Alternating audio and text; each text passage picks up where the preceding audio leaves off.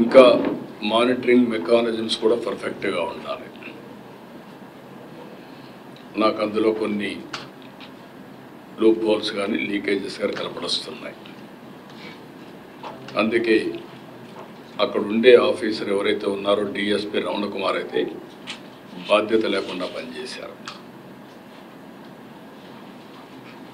అదే మరిగా అరుణాథ్ రెడ్డి డైరెక్టర్ గోశాల, ఒకరు పోలీస్ ఒకరు అడ్మినిస్ట్రేషన్ పెడితే ఇద్దరు జరిగే అది జరగకుండా కాపాడవలసిన బాధ్యత వీళ్ళపైన ఉంది.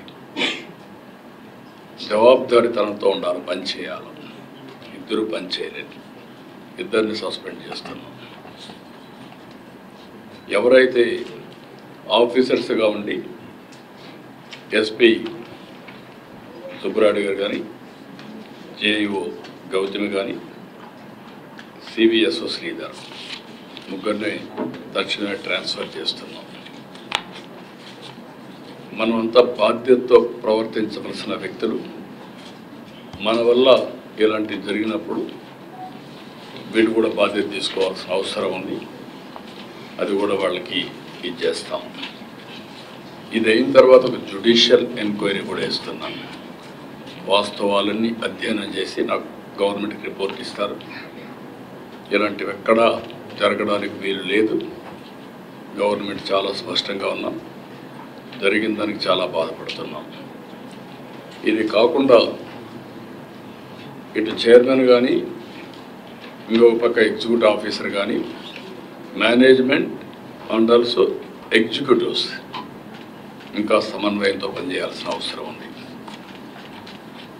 ఎక్కడ కూడా బోర్డు మెంబర్స్ కూడా ఇక్కడ ఉన్నారు. మీ అందరి మీద ఎక్స్పెక్టేషన్స్ ఉన్నాయి.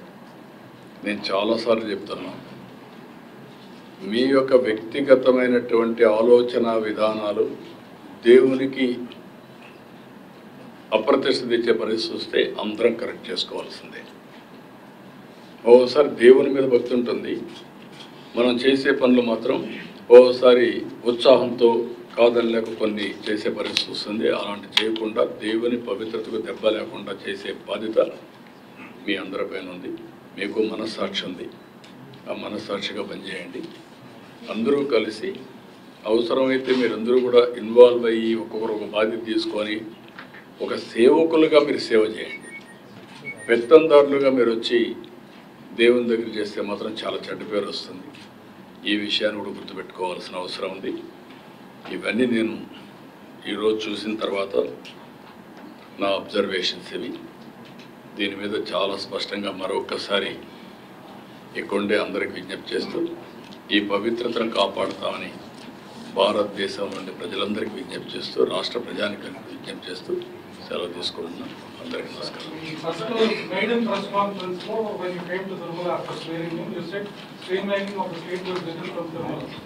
But unfortunately, 7 months into the new government, lots of previous government systems are being continued, which is what led to the tragedy yesterday. And our observation kuda undi. Will the state government consistently follow on what reforms are being brought in the PPP? Because that is what is your dream, sir. Once again, you have reiterated that. No, నేను ఎవరిని blame చేయడం కాదు. 45 సంవత్సరాలుగా నేను రాజకీయాల్లో ఉన్నాను. తెలుగుదేశం పార్టీని అధికారంలో 23 సంవత్సరాలు ఉన్నాను. సమైక్య ఆంధ్రప్రదేశ్లో కానీ ఇప్పుడు మళ్ళీ నేను సీఎంగా ఉన్నాను, లేకపోతే అపోజిషన్ లీడర్గానే ఉన్నాను. ఎప్పుడు కూడా ఇలాంటి సాంప్రదాయం రాలేదు. నేను కూడా మిస్ అయ్యాను. తిరుపతిలో టోకన్స్ ఇస్తున్నారు అనేది నాకు తెలియదు, అంటే విన్నాం కానీ మర్చిపోయాం. ఇంకా నాకుండే ప్రీ ఆక్యుపేషన్ నా వర్క్లు అన్నిట్లో. ఈరోజు తిరుపతిలో టోకన్స్ ఇచ్చి అక్కడ సరి అయినటువంటి సెక్యూరిటీ మన వాళ్ళు పెట్టారు, కానీ ఇంకా ఎక్కువ ప్రికాషన్స్ తీసుకోవాల్సింది. అందరూ బాధపడేది ఏంటంటే, మేము వెంకటేశ్వర స్వామి దగ్గరికి వచ్చాం, తిరుమల పైన ఉండే తృప్తి తిరుపతిలో ఉంటే మాకు రాదు అనేది ప్రగాఢమైన ఇది. కొన్ని సమస్యలు అప్పుడు చేసినట్టన్నీ కూడా ఇంకా వెంటాడుతున్నాయి. ఇప్పుడు ఉదాహరణ 10 రోజులు ఇప్పుడు తీసుకున్న నిర్ణయం కాదు, అప్పట్లో తీసుకున్న నిర్ణయం. నేను వెంకటేశ్వర స్వామికి ఏకాదశి రోజున ఒకరోజే మనకు దేవుని దగ్గరికి పోయేవాళ్ళం. అది కొంచెం స్పిల్ ఓవర్ అయితే ఇంకొక హాఫ్ డే వచ్చేది. ఆ రోజు పోతే మనం స్వర్గానికి పోతామని నమ్మకం ఉండేది. ఇప్పుడు 10 days అంటే కన్వీనియంట్ ప్రకారం వెంకటేశ్వర స్వామి ఇది చేయడం కరెక్ట్ కాదు. అది ఆగమ పండితులు ఏం చెప్పారో నాకు తెలియదు. ఇంకా ఎక్కడన్నా రాష్ట్రాల్లో జరుగుంటే అది వేరే విషయం. కానీ వెంకటేశ్వర స్వామి వరకు ఇది యూనిక్ టెంపుల్. ఏ టెంపుల్ దీనికి కంపారిజన్ లేదు.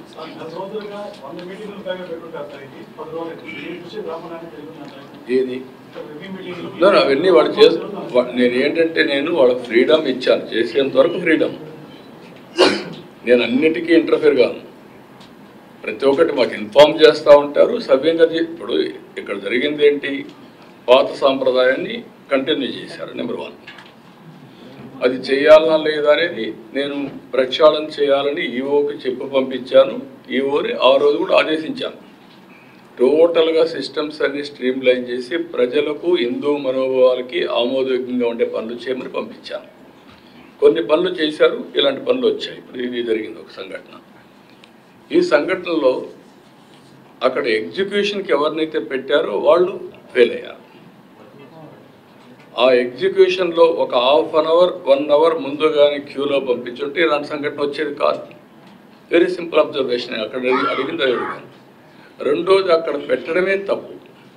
లొకేషన్ ఎప్పుడు కూడా ఒక మనుషుల్లో సైకాలజీ ఏంటంటే, ఒక పార్కులో పెట్టారు, తాళాలు వేశారు, ఎవరికో బాగాలేదు, తలుపు తీశారు, గేట్ తీయంగానే ఒక మెసేజ్ ఏమొచ్చింది, వేరేది ఇక్కడంతా టికెట్లు ఇచ్చారు అనే మెసేజ్ వచ్చింది.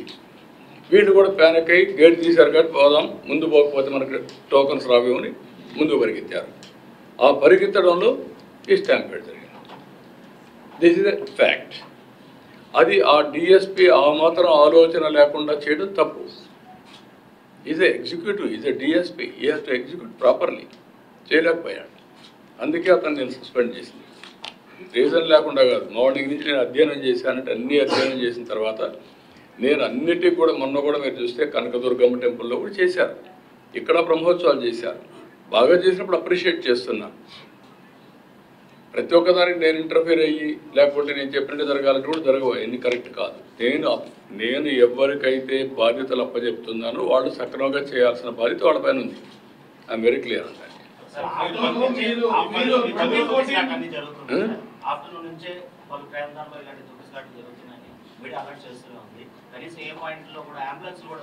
అందుకే మీకు ఆ ఫెయిల్యూర్స్ చూడడానికే జ్యుడిషియల్ ఎంక్వైరీ చేశాను. ఆ ఫెయిల్యూర్స్ చెప్పడానికి కొందరు ట్రాన్స్ఫర్ చేశాను. మీరు చెప్పిన పాయింట్స్ అని కూడా కవర్ చేశాం. నా దృష్టికి ఏవేవి వచ్చాయో అవన్నీ కూడా చేశాం. ఇంకా ఏదైనా ఉంటే ఇన్ఫర్మేషన్ మీరు ఇవ్వండి, అవి కూడా కవర్ చేస్తాం.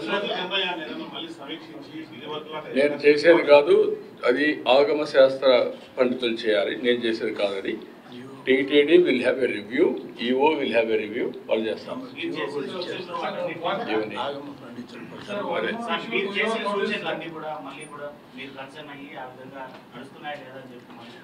డెఫినెట్ సమీక్షలు చేస్తాం. Government is having every right to review. Sir, tokens being issued over the online mode as well. Will the tokens be issued over the online mode as well? Yes, it has to be done.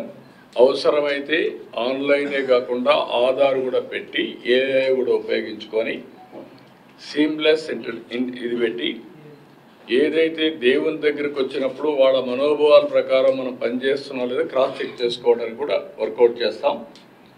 అవసరమైతే ఎక్కువ మందిని దర్శనం చేయించడమే కాకుండా ఎక్కడ కూడా ఎవరు కూడా ఒత్తిడి చేయడం తోయడం కాకుండా దేవుని దగ్గర పోయినప్పుడు దేవుని మీద దృష్టి పెట్టడానికి ఏమేం చేయాలని అవన్నీ work out. Sir, we've been told 12th midnight the ticket issuer will be beginning once again. So will this online mode come into force by then? That I am leaving it to them.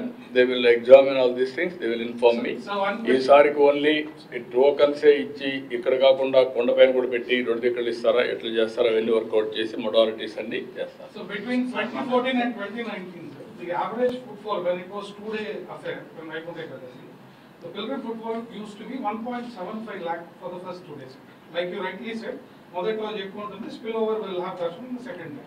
But unfortunately, there is an underperformance which is observed in the last 5 years. And now we are adopting the same system. We are issuing 60,000 tickets a day, which is 1.2 lakh. we are reducing, creating an artificial scarcity that is affecting government revenues as well as TTD revenues, and denying the opportunity for the pilgrim to have darshan. No, నేను ఏమంటానంటే we will go through all these things, which are all the best practices we have implemented in the past. All those things will revive. There are any best practices all over the world or any other temples that also possible, will adopt it. Finally, our aim is sanctity of the God. పవిత్రతను కాపాడుకుంటూ ఏ విధంగా చేయాలో అన్ని చేస్తాం. 10 రోజుల పాటు వచ్చే భక్తులకి చాలా వరకు భద్రత కల్పించడంలో పోలీసులు తక్కువ సంఖ్యలో ఉన్నారు అనేది ప్రధాన ఆరోపణ భక్తుల నుంచి. అన్ని విషయాలు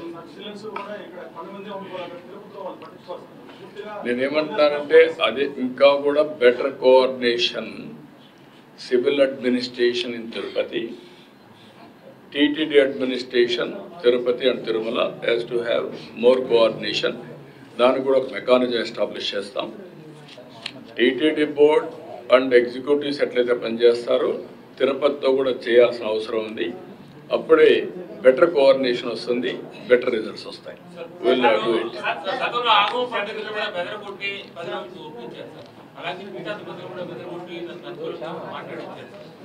అదేమా ఇప్పుడు మీరు చెప్పినట్టు చాలా అరాచకాలు జరిగాయి, అన్యాయాలు జరిగాయి.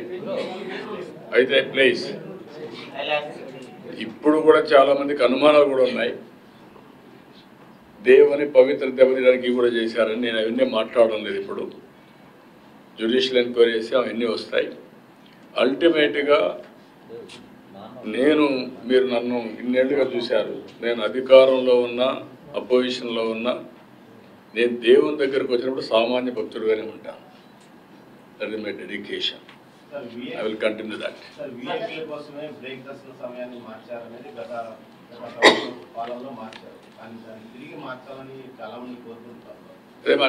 అన్నీ కూడా ఒకసారి సమీక్ష చేస్తాం. అందుకే నేను ఒకటి చెప్పాను, అందరం కూడా సింపుల్గా ఉండాల్సిన అవసరం ఉంది.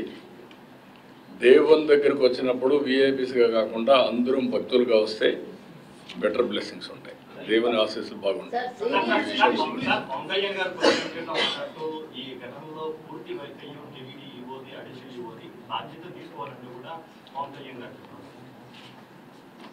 ఓకే, నేను డెప్త్కి వెళ్ళాను.